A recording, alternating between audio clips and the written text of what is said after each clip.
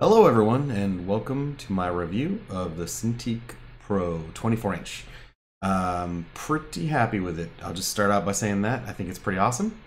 And I'll just go over some of the finer points of what I like and don't like, I guess. I think mostly I like everything, but we'll just talk about it. And I'll talk about my setup a little bit too, in case you're curious about what my setup is. But so far, it's pretty darn amazing. I have a Cintiq companion that I used to use as my Cintiq. That was just what I used. I just left it plugged in as my Cintiq mostly. I didn't bother to take it anywhere. But I used it as my Cintiq, and that was okay. But I was kind of feeling a little bit cramped. I felt like I wanted more screen space. I wanted to be able to work a little more broadly and not be, especially with like UIs that have like lots of UI, you know, like I wanted to have a little bit more screen real estate to keep the UI on, but at the same time have a nice viewport to play with there. So anyways, I was feeling cramped on that, so I got this, and I am thrilled. I feel like it's a good size for me. I feel like it gives me room to move, but it's not like the 32, which is going to be huge, and it would, you know, take up my entire desk. Looks pretty. I saw it at GDC, but it's just, I think it's too much for me. Some people want that. I'm good with 24. Not to mention the price tag. The price tag on that 32 is going to be insane. Okay, so just a quick overview of what I got. I got the Cintiq 24 Pro without touch. I didn't want to wait for the touch. I didn't think I really needed the touch ability to pinch and zoom and, you know, use touch to manipulate things.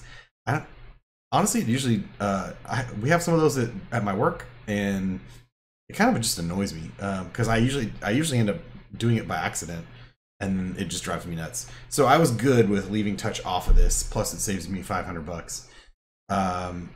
So I got the Cintiq 24-inch without touch. And it's a 4K resolution monitor. That is a big part of why I wanted it. I was like, oh, I have a 4K monitor over there as well, so I like having 4K. I'm a bit of a resolution whore. I like to have a lot of resolution. I like to be able to have like lots of windows open with, you know, nice sharp crisp details on them, and not feel cramped or like I have to tab between stuff constantly. I want to be able to have a ton of windows open and be able to look at them all and do stuff with them the whole time. That's me. Again, everyone's got, you know, different preferences, but that's what I like, so that's why I've got that. Okay, so other than that, like again, the pen's here. I'll start using it in a minute. I like this little wireless thing. It's plugged in at the moment. I just leave it plugged in mostly because I just leave it there. It's magnetic, but you know, it's the Wacom little remote thing. So yeah, this is kind of cool, and like there's an on button. You just turn it on and lights up, and hey, it's ready to go. It's Bluetoothing. It's Bluetoothing to the thing, to the screen. So I've got some hotkeys set up. Now I could hold it in my hand, like, you know, I could do this and hold it in my hand and draw and then just use. Okay, I've got this one set up for undo. I keep getting the stupid GeForce experience popping up. That's annoying. Anyways, but I've got this set up to undo. Actually, technically, I set it up as step backward. In fact, if you're curious, if you want to see what my setup is at the moment, and I may change this. I'm still getting used to this. Still getting used to attempting to use this. So it's not like something I'm doing. I'm not super comfortable with this yet. I'm usually a keyboard hotkey person, and with my new setup with my Ergotron arm, I can actually do that now. Now I've got the keyboard. I can put the keyboard underneath, and then just use my keyboard hotkeys, which I'm trying to break myself of that. I want to start using this more, because in theory I could do this ergonomically without reaching for the keyboard. Can get a little funky ergonomically. So anyways, but yeah, so I've got this little sucker here, and again, there's USB ports on the sides up here, so I can just keep this plugged in if I want. And generally, I don't really put this anywhere. I don't like take it off of the monitor. You know, just leaving it right here is, you know, generally fine for me, because I can just hold the monitor and just use my thumb to hit these buttons when I'm doing that. And if I'm sketching, actually, in Photoshop, sketching, painting, and stuff, I can actually use this pretty well. I've also got it configured now for Maya, and in fact, I was going to tell you. Let me just show you what I've got it configured for. And this is I like this. This is fun. The little setting there, and this, I think this has been around for a while on most Cintiqs, but again, I don't always use Cintiqs at work. Sometimes I just use a regular Intuos tablet.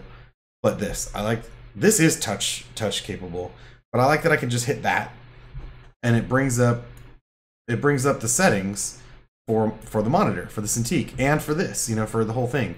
So I can just touch that, and then I can go straight to Express key settings, and then bam, I have everything I need to configure this, to configure the pen, to tweak the monitor settings and stuff like that. I can check for driver updates and all that, all just by touching the stupid little wrench, and bam, pops up, and I can play with it. So that's kind of nice. I like, because alternatively I would have to go to the start menu, type in Wacom, and then pull up the menu. It's not that big of a deal, but just being able to tap that and have this pop up, you know, saves you a couple steps, and it's just intuitive and it's right there. So yeah, so I've basically got, you know, I've got basically my generic defaults that I've tweaked a bit, but then I've got my ZBrush settings that I haven't actually messed with much yet. I did a little bit. I changed a few of these because there were some defaults here, but I changed some of the defaults to things that I felt like I would like better. In particular, what I find personally to be especially useful is I like the Alt key here, the Shift key here, Control key here, because Control, Alt, and Shift in this little kind of, my head out of the way, this kind of L shape right here, Alt, Shift, Control, I find that those are the three buttons I'm going to use most of the time in most applications. So I changed that to basically defaulting to that for pretty much all the applications. Then beyond that, it's just a lot of extra things. There's outer keys, inner keys, ring keys. There's a whole lot of keys here. There's a lot of stuff you can configure all on this little thumb pad thing. Not to mention some of them you can combine, you know, just touch two of the things at once, and suddenly you've got Control and Shift. So anyways, so I do find this pretty cool, and I was able to force myself to use it quite a bit, and I got pretty comfortable with it pretty fast. So anyways, I do find this to be kind of cool. I don't think I need it, like, especially now that I have the Ergotron arm. Again, I'll talk more about that in a different video, but having that Ergotron arm means I can have my keyboard, you know, right underneath my monitor, because that's the one thing is, you know, the two settings, with, you know, by default, like if you don't buy a stand for it, the two default angles you get are basically perfectly flat or slightly angled, and the slightly angled just wasn't angled enough for me, and I found myself having to like really hunch over it in order to get to the top of the monitor. So definitely you're probably going to want to invest in some sort of stand, whether you use the Wacom one, you buy the Wacom one, or if you buy the Ergotron. You're going to want some kind of stand for this. Otherwise, your chances are ergonomically it's going to get painful. You're literally going to be hunching over it quite a bit. And maybe that's fine for you. I don't know. It's just not fine for me. So I got a stand, and I'm much happier. Again, so settings are there. This thing is there. It's nice to have these. I got my Photoshop settings that I've definitely adjusted some already to make it useful. Maya, I've got my Maya settings.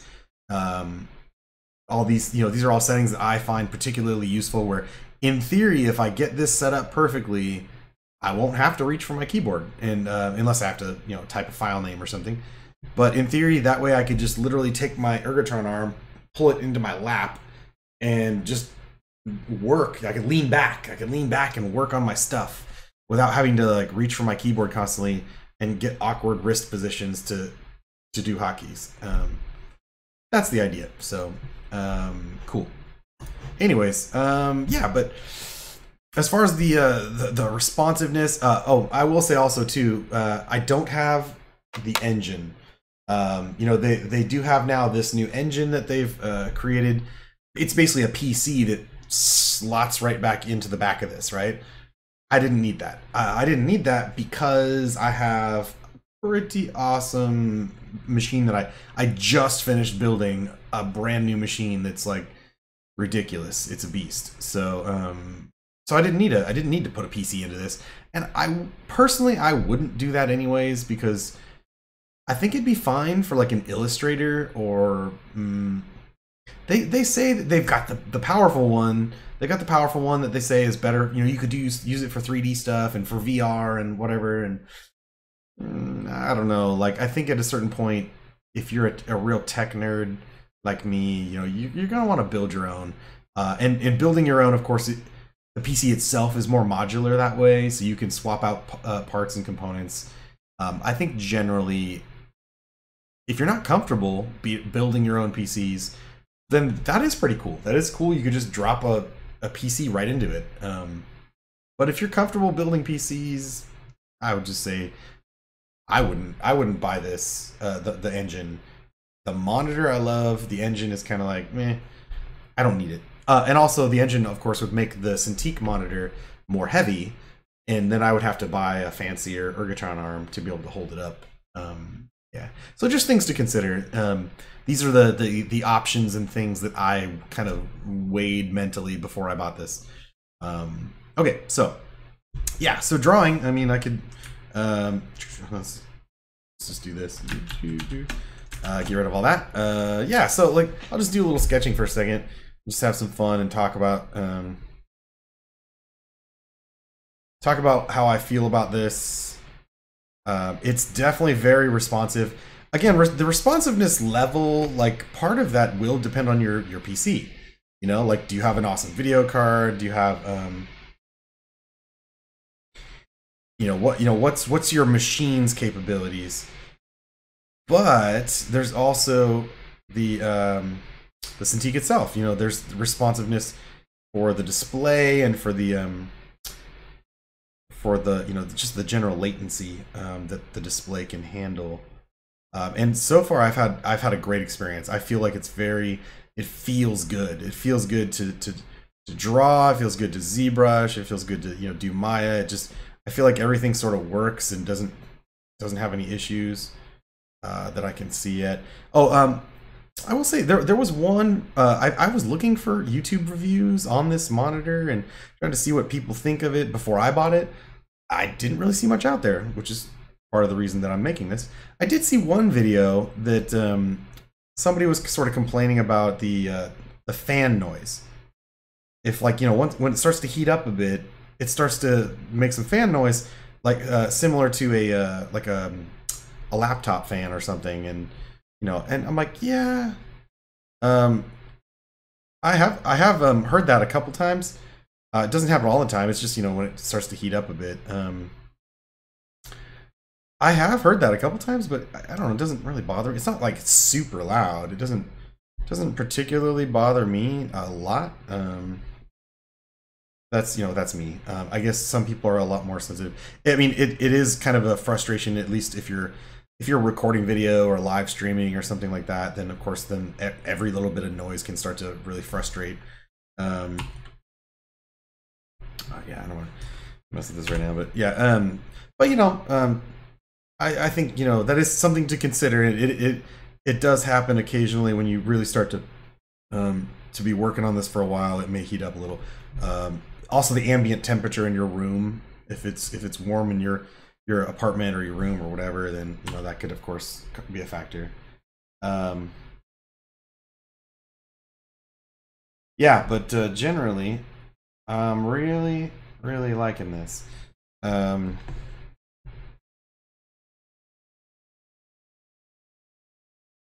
So, just getting a little doodling going, not trying to make a masterpiece here. And I'll be honest, like I'm definitely more of a 3D artist than a 2D artist. I think I enjoy drawing and digital painting, but I'm definitely more of a 3D guy than a 2D guy.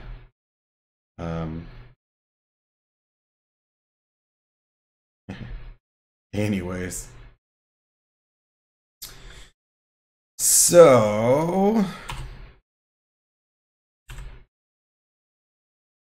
yeah, you can see, and hopefully you can see. I don't want you to take this. I want you to take it with a grain of salt in terms of if you're watching this. Watching this camera. You're watching this camera.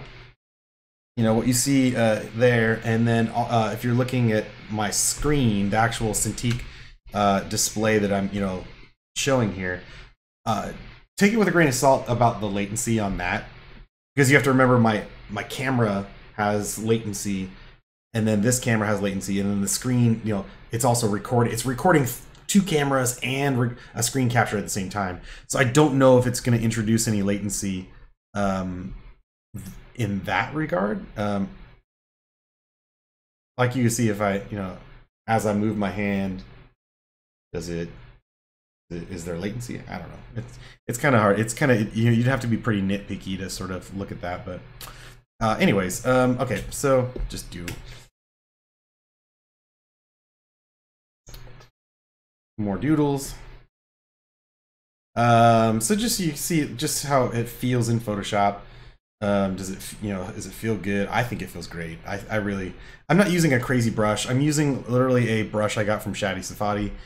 If you're familiar with, video game concept artists, I got, he has his YouTube channel and, demonstrates some landscape painting and stuff. And I'm just using one of his brushes at the moment, just because I have those loaded and I like them. So. Anyways, and so it's not like this one's not a particularly insane brush in terms of performance, or like it's not like a brush that will choke Photoshop. But then again, that has more to do with, I think generally that's going to have more to do with how good your video card is anyway, more so than the Cintiq itself.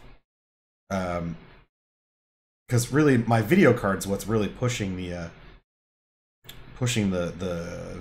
graphics out.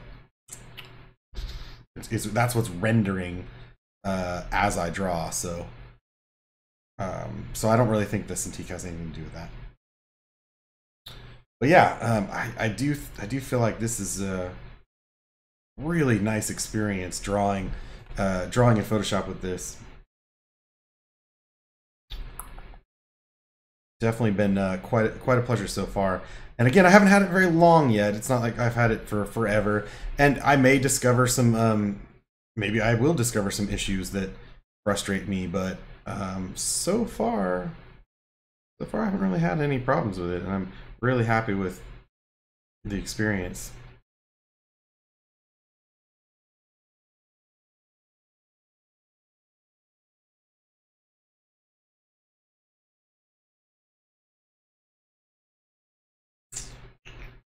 Knee. Okay, so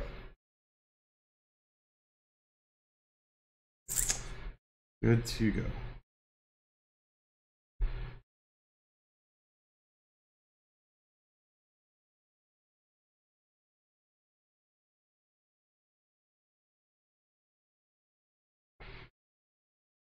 All right, so some gesture drawing stuff going on.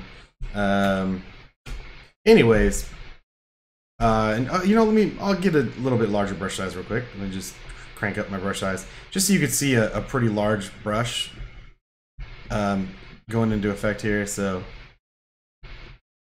if I start to like put some shading in, even the large brush definitely it works pretty well. Like it really doesn't lag or choke, and I really feel like I can throw down some paint pretty quickly with this, and not really have to worry much.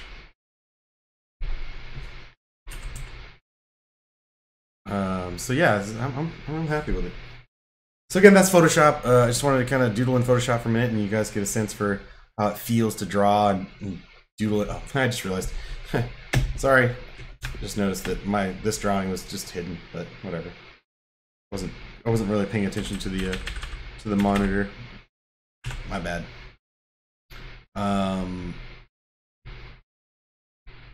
And now I'm like, but now I started a drawing. I just want to keep drawing and keep working on it. Sorry, I should move on. Okay, let me move on. So let me show you ZBrush real quick, just so you got a sense for, look, hey, it works. And let me just, there we go. All right, so we got ZBrush open. Just got a Dynamesh sphere, just generic Dynamesh. And again, I've configured this, so in theory, I should just be able to use this. You know, I could just put one hand here, and not have to reach for my. The only problem is I did this the other day, and I was starting to get used to it, but again, I'm not really committed in my head yet. I don't remember where all the I don't remember how I configured all the buttons. So for the first few days that I'm doing this, I'm actually leaving the there we go, gear. Ready? Tap the gear, pull this open, and close this one. And so sometimes I'll leave this open, either on my other monitor, or I'll leave it open. Like I'll shrink, I won't maximize the screen. I'll just leave this open next to it, just so I'm like, okay, wait, ZBrush. Oh yeah, that's right. Hold on. I had polyframe on that button. Okay, so. Oh, hold on.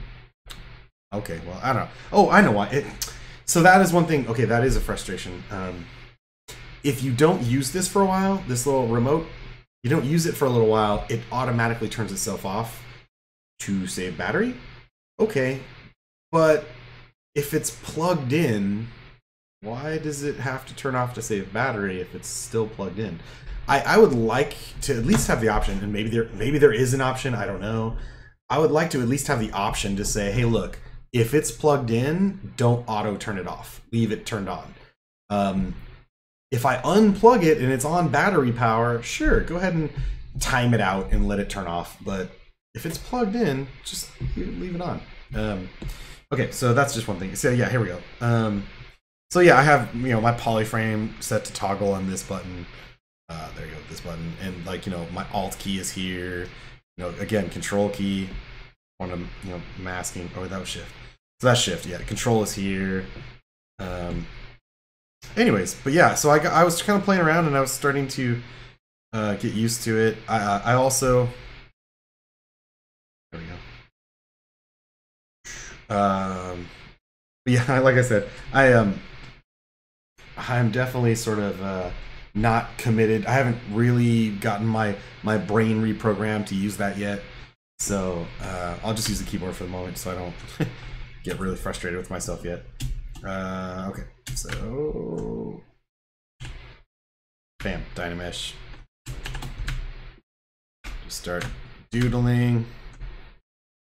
And yeah, this definitely is just such a pleasure to do this on. Like, I'm totally fine with, you know, Intuos tablets. I've been using Intuos tablets a long time now.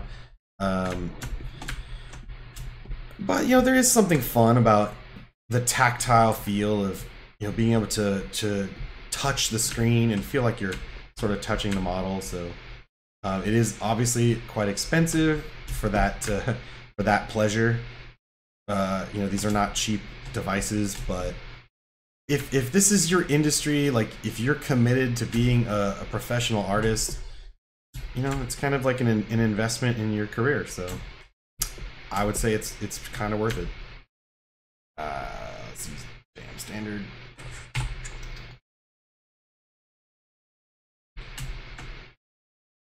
But yeah, it's definitely been quite fun, and I'll be live streaming on Twitch more. So I'll be live streaming on Twitch more, and if you want to just see me working on this, this is my new setup, so I'll be using it constantly, and you can certainly ask me questions about it if you're curious, or want to know more about my setup, or if you want to you know, ask me in a month or two if I'm still happy with it. Feel free to do that.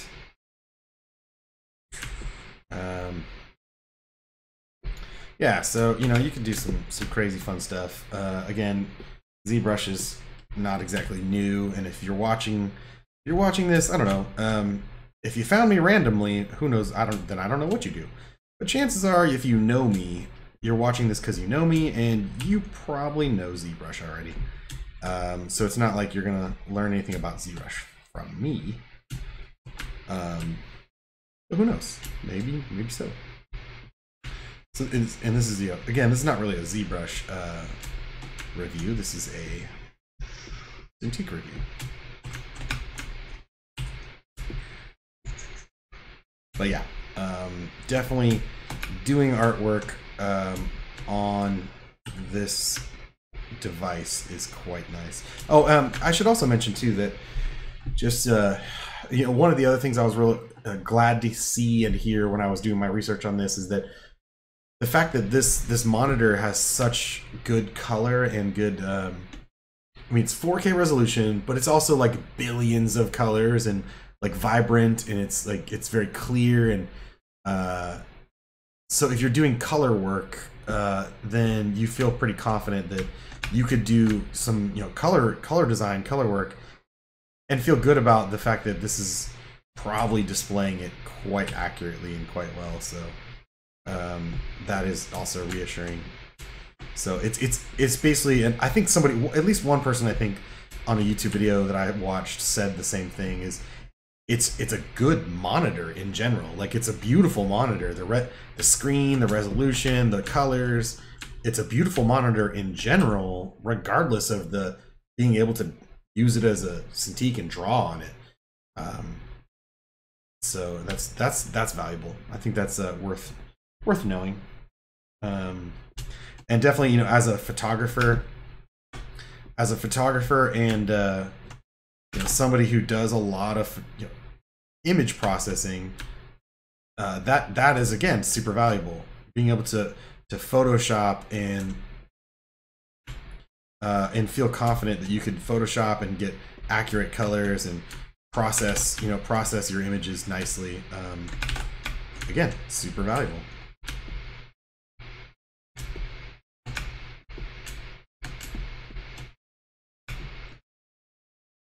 Yeah.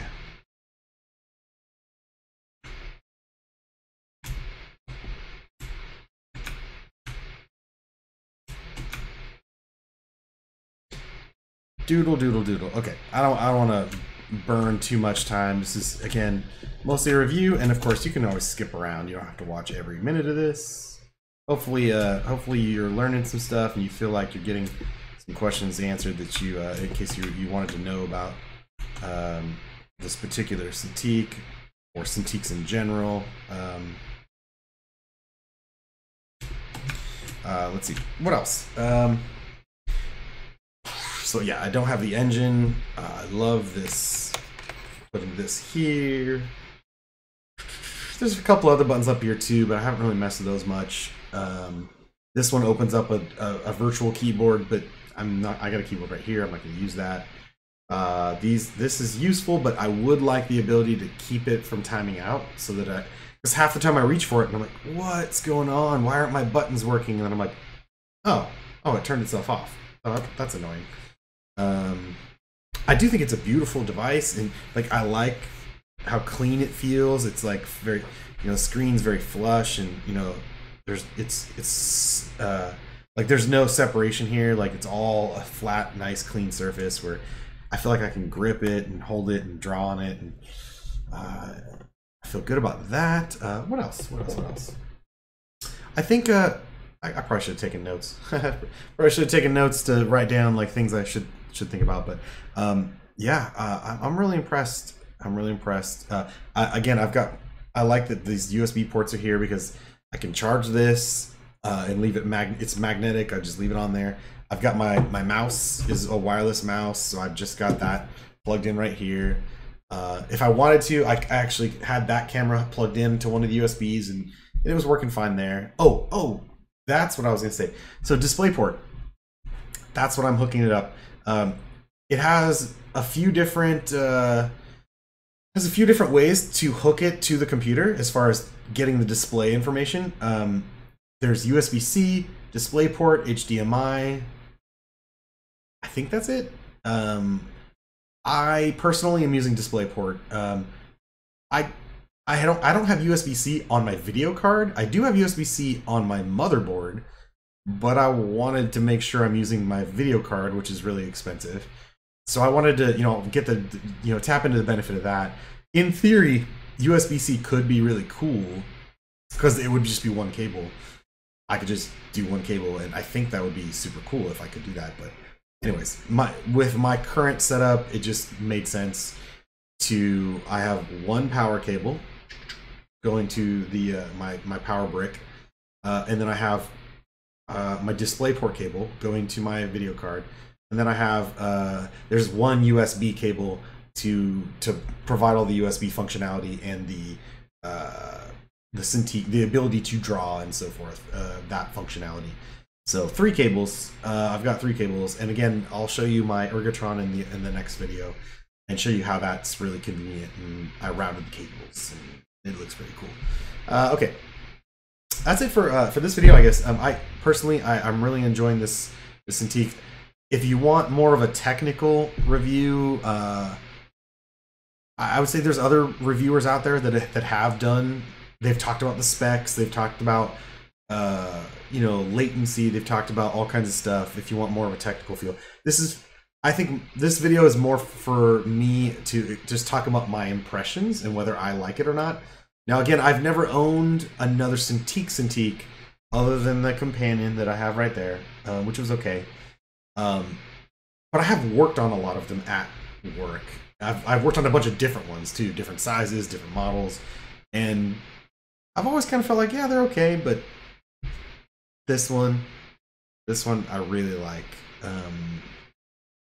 I think they've made a lot of improvements, both just in the physical design of it, and the fact that it's 4K now, and there's just a lot of things.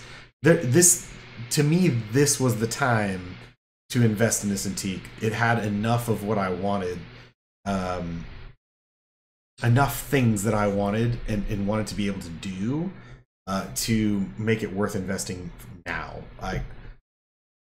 Also, you have to remember too that because these are out now, these 4K ones, because these are out, some of the old ones, a lot of people are going to be selling them. Wacom will be probably dropping the prices. I know they've put some sale prices out there, so it might be a good time if you're trying to be on a budget. Maybe it's a good time for you to look into buying an old one because the prices are coming down. And again, you can always buy a used one from somebody. But personally, for me, I want the 4K. I want 4K. As soon as I heard that they were coming out with a 4K one, that's when I got excited, and I was like, nope, I have to get that. I have to get it. So I did. Okay. I'm rambling now. So now I'm gonna stop this video.